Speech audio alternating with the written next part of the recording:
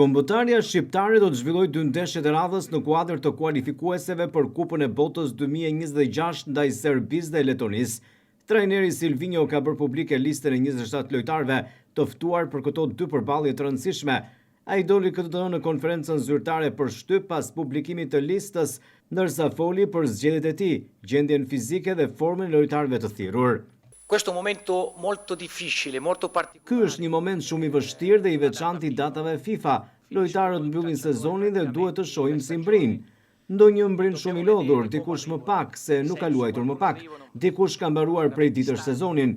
Është moment i veçantë, kemi emra, por kemi lojtarë që janë me 20 ditë në pushim, jo specifikisht në radhët tona.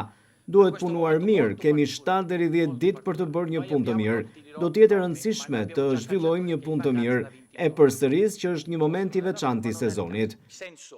Trajneri Silvinho foli edhe për ndeshjen me Serbinë, si dhe për emocionet e kësaj sfide.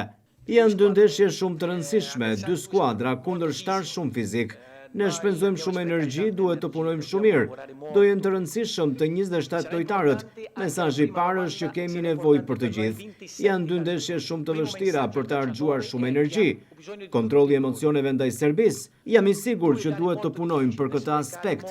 Është ndeshje specifike, por të mos harrojmë që shkojmë në fushë dhe aty është sport 90 minuta. Duhet të përgatitemi shumë mirë për të përballuar të 2 ndeshjet. Kam nevojë për 27 lojtarë me shumë dëshirë, për të shkuar në fushë, për të vrapuar e lënë zemrën e shpirtin. Nuk kemi rrugë tjetër.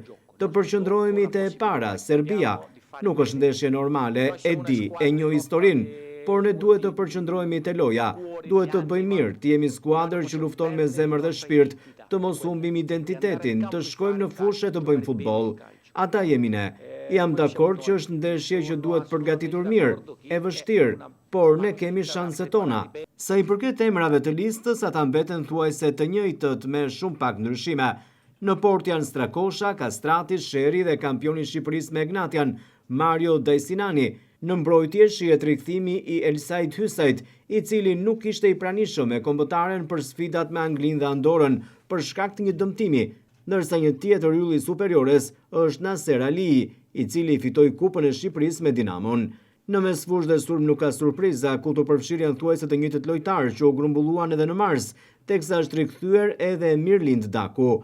I fundit që do t'i bashkohet grupit do t'jetë Kristian Aslani, i cili është i grumbulluar me Interin për finalet e Champions League-s më 31 maj kundër Paris Saint-Germain.